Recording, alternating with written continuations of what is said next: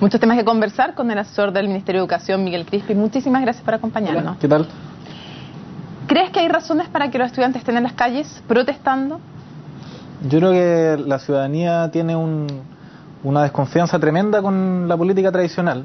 Ha sido objeto de grandes incertezas en el pasado, de lo que ellos llaman traiciones, y por tanto yo creo que no es de extrañarse que eso ocurra, de que hoy día haya un constante estado de movilización de la ciudadanía que le exige tanto al gobierno, a los partidos políticos, a la clase política, que se haga cargo de tantas demandas históricas que hay sobre la mesa.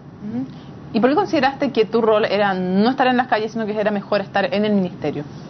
Yo creo que cuando uno tiene la oportunidad de participar, en este caso, en un rol como asesor en el Ministerio de Educación, creo que es muy difícil restarse. Creo que uno tiene que ser responsable de sus convicciones. Yo participo en un movimiento que no está en la nueva mayoría, pero que tiene desde su inicio un rol importante en empujar la agenda educacional. Democrática, para que sí, no sepan. Y en ese sentido creo que sería irresponsable no hacerlo. Uno tiene que asumir ciertos costos y empujar hacia adelante. Por eso es que hoy día estoy en el ministerio. Programáticamente, la agenda del movimiento educacional del que formaste parte en su momento y la agenda del gobierno, ¿son agendas similares o son muy distintas hoy?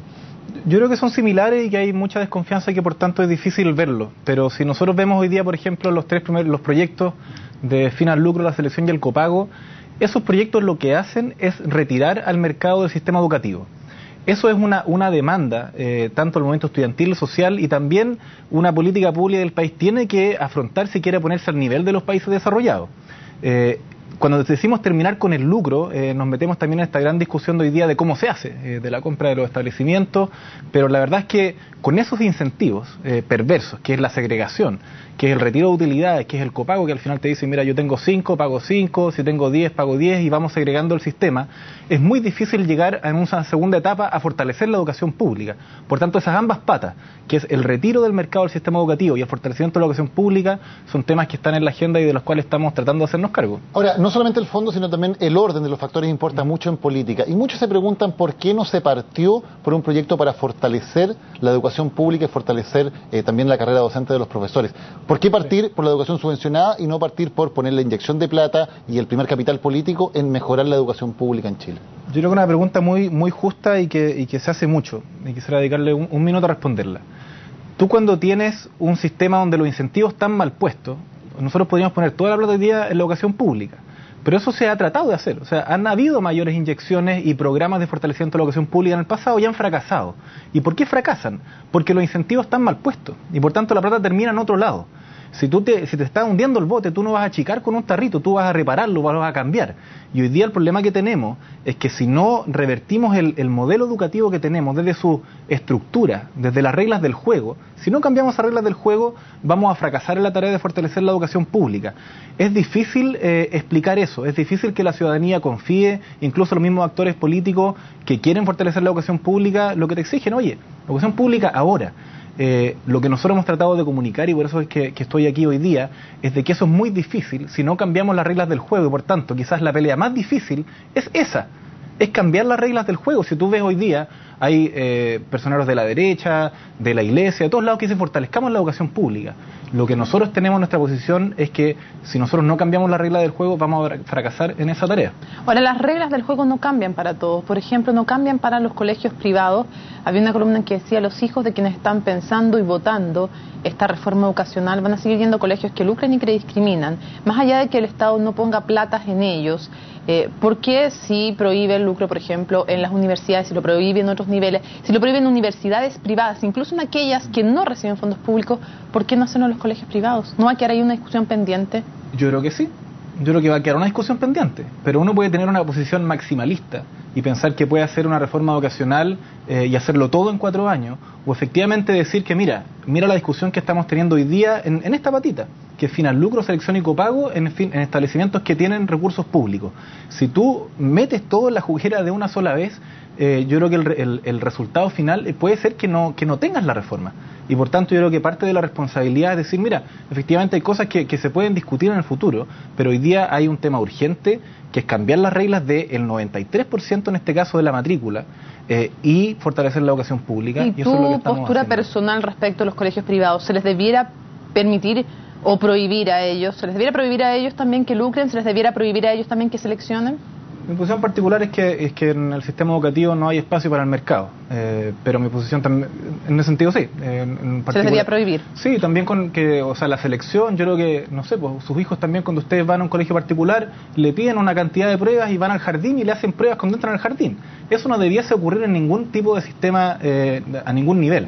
Pero cuando tú estás enfrentando una reforma de esta dimensión, tú tienes que partir por alguna parte. Y creo que hay una discusión futura que es positivo que la sociedad la tenga. Hablábamos del tema del lucro y del tema de la compra de colegios que ha generado mucha controversia. ¿Cómo se explican ustedes que sea ni más ni menos que el presidente del principal partido político de la nueva mayoría, Ignacio Walker, quien lidere las críticas a este punto específico del programa de gobierno? ¿Qué ven ahí? ¿Falta de información? ¿Mala intención? ¿Cómo se lo explican? No lo sé, me costaría hacer un juicio. Lo único que sé es que ese tipo de declaraciones terminan confundiendo a la gente. Y por eso les quiero pedir 2 minutos para explicar el tema de la compra de colegio. Estos 5.000 millones famosos de dólares que dicen que es para comprar infraestructura y fierros. Dice, perdón, para dejarlo claro, lo dice un informe de la Dirección de Presupuestos del mismo gobierno, no es un dato que dice de otro lado. Sí, la cifra se saca del informe financiero del proyecto de Final Copago y el mismo proyecto del Final Lucro. Lo que hace lo que dice el monto es que tú tienes, aquí hay una decisión, hay un programa del cual se ganó una campaña que se termina con el lucro. Entonces, lo primero es decir que o terminamos o no terminamos con el lucro, pero aquí no hay matices, uno no puede matizar. En ese sentido, el particular subvencionado, el 30% del particular subvencionado son establecimientos, son sostenedores que son dueños de sus colegios. El otro 70% arriendan sus establecimientos, arriendan la infraestructura. Ese arriendo de infraestructura no sale ningún peso de esos 5.000 millones de pesos para la compra porque se hace vía subvención, que es lo que hoy día se hace. Hoy día los particulares, los establecimientos particulares subvencionados que no son dueños, pagan parte del arriendo con la subvención escolar. Entonces, de estos 5.000 lo que estamos hablando es solamente un 30% de los particulares subvencionados.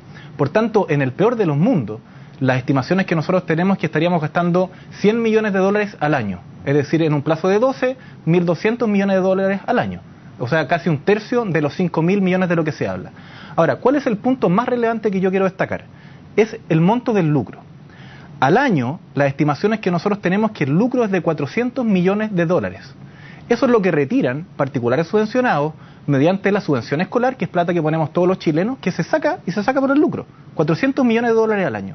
Si comparamos esos 400 millones de dólares al año que se retiran por lucro, que es plata que ponen todos los chilenos, versus los 100 que nosotros estaríamos gastando para pagar esos establecimientos. ¿Qué es mejor? ¿Consagrar el lucro o hacer esa compra de establecimiento de manera de asegurar el derecho a la educación de los niños? Pero muchos sostenedores de colegios particulares subvencionados dicen a nosotros nos van a obligar a ser dueños, los que quieran mantenerse en el sistema me refiero, nos van a obligar a ser dueños de nuestra infraestructura en un plazo de 12 años, nosotros queremos mantenernos en el sistema, dicen muchos sostenedores, pero no podemos cumplir ese requisito. ¿Por qué se les obliga a ser dueños y si no tienen que salir del sistema? Porque la experiencia nos dice que es muy difícil regular el tema de los arriendos con partes relacionadas. El tema del arriendo, o sea, el tema del lucro explotó en las universidades por esa razón, ¿no es verdad? De que habían arriendos que estaban por sobre el nivel de mercado, por tanto es muy difícil regularlo y además porque cuando tú no eres propietario de tu establecimiento pones en riesgo el derecho a la educación de los niños, en tanto tú puedes dejar de arrendar de un día para otro. Y se te acaba, así como hoy día pasó, no recuerdo en qué comuna, que llegaron los estudiantes y había un papelito que se vayan a la superintendencia porque se acabó el colegio. Entonces, en términos de tener un sistema bien ordenado, lo más positivo, y esa es la experiencia internacional, es que sean dueños. Ahora, nosotros no estamos obligando, el proyecto lo que genera es distintas vías de salida para los distintos tipos de establecimientos.